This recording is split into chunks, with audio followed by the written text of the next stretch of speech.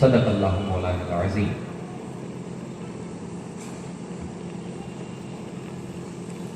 تمام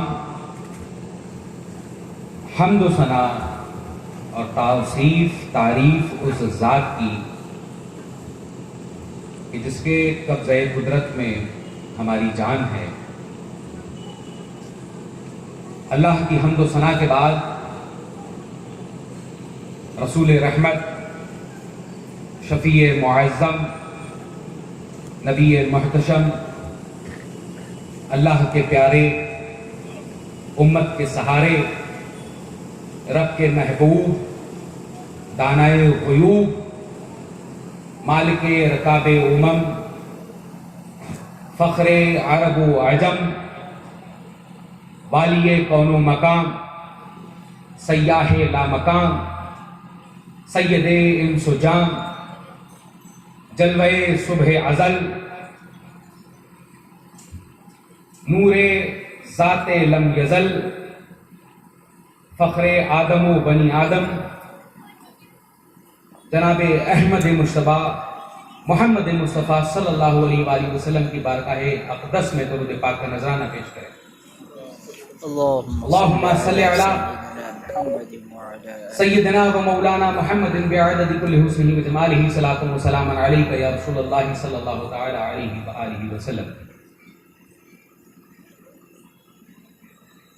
واجب احترام شہنشی کے تشریف فرما تمام مشائخ اور علماء کرام،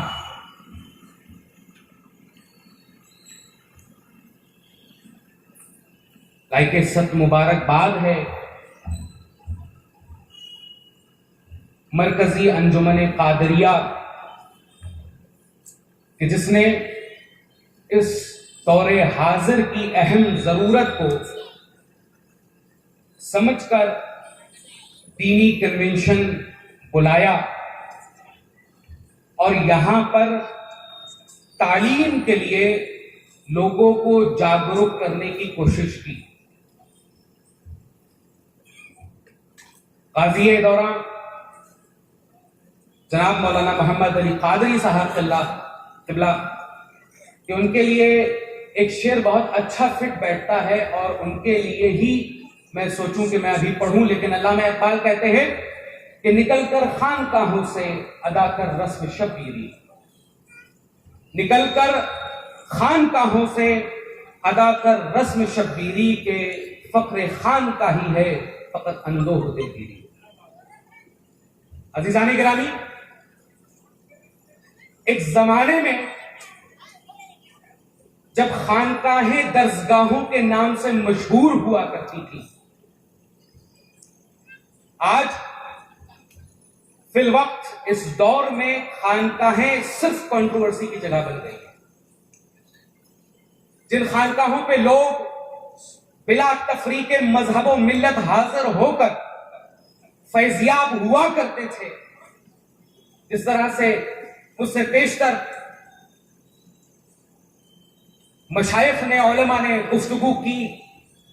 پولیٹیکل گفتگو کی، نان پولیٹیکل کی، ریلیجن کی اور نان ریلیجن گفتگو کی، اس دور میں چل رہے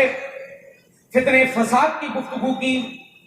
آتنکواد سے جوڑتے ہوئے کچھ نامعقول لوگوں نے اسلام کو بدنام کرنے کی کوشش کی، اس کی بات کی۔ ابھی ریسنٹ میں ایک معاملہ چل رہا تھا کہ دھرم پریورتن کا، جس پہ اکثر و بیشتر الزام یہ لگایا جاتا تھا کہ مسلمان اپنی باتوں سے، اپنی گفتگو سے لوگوں کے دھرم کو پریورتت کرتے ہیں۔ تو میں نے بھی ایک کنونشن میں، سرکاری کنونشن میں چیلنج کر کے یہ بات کہی تھی، اور آج تمامی حضرات، آپ تمامی حضرات کے درمیان یہ گفتگو کر رہا ہوں کہ کسی بھی خانقاہ میں، میں چیلنج کر کے یہ کہہ سکتا ہوں کہ کسی بھی خانقاہ میں جب سے خانقاہوں کا قیام ہوا ہے تب سے لے کر آج تک کسی کے اوپر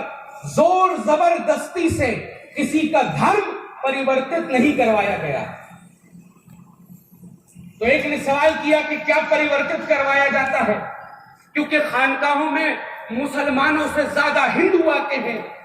اور اسی تعداد میں سکھ آتے ہیں، اسی تعداد میں عیسائی آتے ہیں. وہاں پر ہر دھرم، ہر فرقے، ہر پنچ، ہر مذہب کے ماننے والے آتے ہیں. تو اس خانقاہوں میں ہوتا کیا ہے؟ تو میں نے چیلنج کر کے یہ کہا ہے، اور آج ان مشائخ اور علماء کی موجودگی میں ان کی ذمہ داری کے ساتھ اس میڈیا کو اور عالم اسلام کی ضمانت کے ساتھ اس دنیا کو یہ چیلنج کر کے کہنا چاہتا ہوں کہ خانقاہوں نے کبھی دھرم پریورتن نہیں کروایا ہے، خانقاہوں نے ہمیشہ کرم پریورتن کروایا ہے. کرم پریورتن کروانا ہے، سیکھنا ہے تو خانقاہوں کے پاس چلے جاؤ. کبھی مشہور ہے، کوئی شکلا ہے تو چشتی لکھتا ہے، کوئی جوزف ہے تو وارسی لکھتا ہے. تو ہمارے یہاں دھرم پریورتت نہیں کروایا جاتا، ہمارے یہاں کرم پریورتت کروایا جاتا ہے. ہم کرم پریورتن پر وشواس رکھتے ہیں، ہم کرم پریورتن پر بلیف رکھتے ہیں. یہ دینی تعلیمی کنونشن جو آپ تمامی حضرات کے درمیان اس کا ایک موضوع رکھا گیا کہ مدارس اسلامیہ اور دور حاضر کے جو اسکولز ہیں، آج ہم کس مقام، کس پستی پر آ کر بیٹھے ہوئے ہیں کہ آج دلتوں سے زیادہ پچھڑا ہوا ایجوکیشن میں ہمیں مانا جاتا ہے، ہم مسلمانوں کو، کہ جس کے دین کی ابتدا اقرا سے ہوئی. اللہ تبارک و تعالی قرآن مجید میں یہ ارشاد فرماتا ہے کہ اے محبوب تم کہہ دو کہ جو لوگ جانتے ہیں اور جو لوگ نہیں جانتے ہیں وہ برابر نہیں ہو سکتے. جس اسلام میں آپ تمامی حضرات نے گفتگو کو تھوڑی دیر آرام سے سمجھنا ہے کہ اللہ تبارک و تعالی قرآن میں یہ ارشاد فرما رہا ہے کہ اے محبوب فرما دیجئے کہ جو لوگ جانتے ہیں اور جو لوگ نہیں جانتے ہیں وہ برابر نہیں ہو سکتے. تو اس آیت کریمہ میں علم کی فضیلت کو بیان کیا گیا ہے کہ اللہ نے اہل علم کو، علم حاصل کرنے والے کو دوسری مخلوق سے ممتاز کیا ہے اور عزت و شرف والا، رفعت والا بنایا ہے. اس کا مقام ان عالموں کو نصیب کیا ہے کہ حضور نبی رحمت صلی اللہ علیہ وآلہ وسلم کا یہ فرمان کس قدر کفایت کرتا ہے کہ علم کی عظمت کو بیان کرنے کے لیے اتنا ہی کافی ہے کہ عالم کی فضیلت عابد پر اس طرح سے ہوتی ہے کہ جس طرح 14ویں رات کے چاند کی فضیلت ستاروں پر ہوتی ہے. اگر مجھ سے یہ کوئی پوچھے کہ اسلام کا دوسرا نام کیا ہے تو میں سینکڑوں دلیلوں کے ساتھ آپ کے سامنے یہ بات رکھ سکتا ہوں کہ اسلام کا دوسرا نام دین علم ہے. میرے نبی پر پہلی وحی جو نازل ہوئی اقرا، پڑھنے کے حوالے سے حکم نامہ ہے کہ اے رب، اپنے رب کے نام سے آپ پڑھیے. اور میرے رسول سب سے زیادہ کسی چیز پر اگر ناز فرمایا کرتے تھے تو آپ کہا کرتے تھے کہ مجھے اس اسلام کا معلم بنا کر مبعوث کیا گیا، اس انسانیت کا معلم بنا کر مبعوث کیا گیا. تو اس بات پر حضور علیہ السلام کو بھی ناز تھا کہ امت کو تعلیم حاصل کرنے کی جو اسلام نے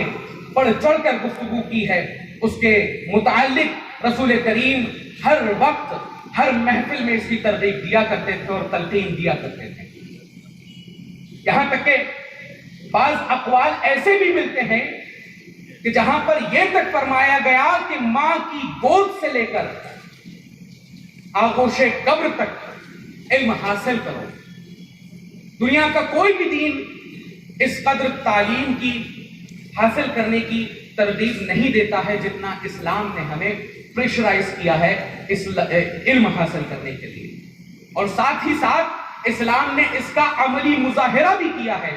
کہ آپ حضور علیہ الصلوۃ والتسلیم کی شریعت میں صرف اور صرف ایک ایسا دین ہے کہ جس میں علم حاصل کرنے کی تلقین دی گئی اگر، تو ساتھ ہی ساتھ اس کا عملی مظاہرہ بھی پیش کیا گیا کہ جناب آدم کو بھی جب خلق کیا گیا تو فرشتوں پر فضیلت کی بنیاد ہی علم تھی، اور فرمائے کہ فرشتوں کی پیشانیاں جھکنے کا یہ جو سبب تھا، سجدہ ریز ہونا، اس کا جو سبب تھا وہ صرف اور صرف علم تھا کہ علامہ فخر الدین رازی علیہ رحمت و رضوان اپنی کتاب میں یہ لکھتے ہیں کہ یہ جو علم کی بنیاد تھی فرشتوں اور آدم کے درمیان، وہ صرف اور صرف اس لیے تھی کہ فرشتوں کو اسماء کا علم نہیں تھا اور جناب آدم کو اسماء کا علم تھا، تو لہٰذا یہ جو بنیاد سجدے کی تھی، فضیلت کی تھی، وہ علم کی تھی۔ تو آج انسان اپنے آپ کو کس پیرامہ رکھ رہا ہے کہ جس اسلام کی ابتدا، جس اسلام کی انتہا علم پر ہے، اور آج عوام یہ کہتی ہے کہ مسلمان عبدل کے بیٹے بچے پنچر بنانا چاہتے ہیں۔ ہم نے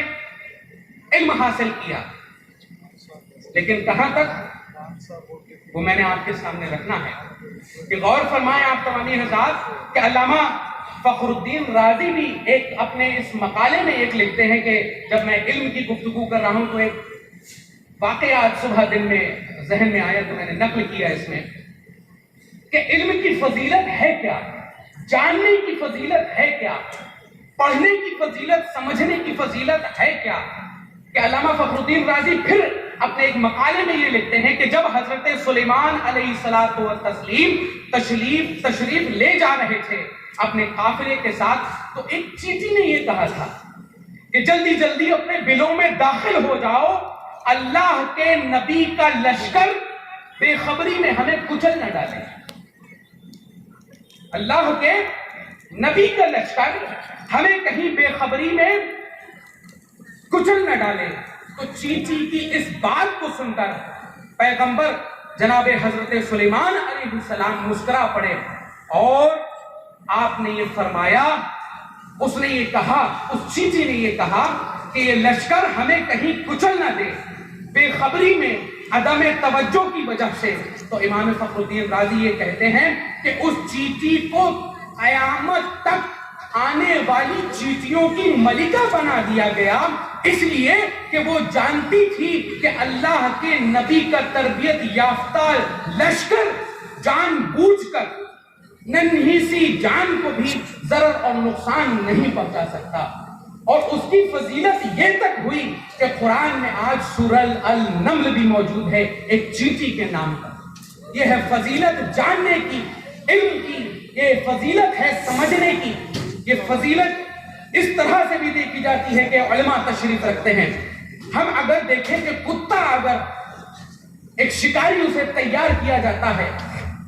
اور تیار کر کر اسے میدان میں بھیجا جاتا ہے کہ شکار کر کر لائے، تو عزیزان گرامی اس شکار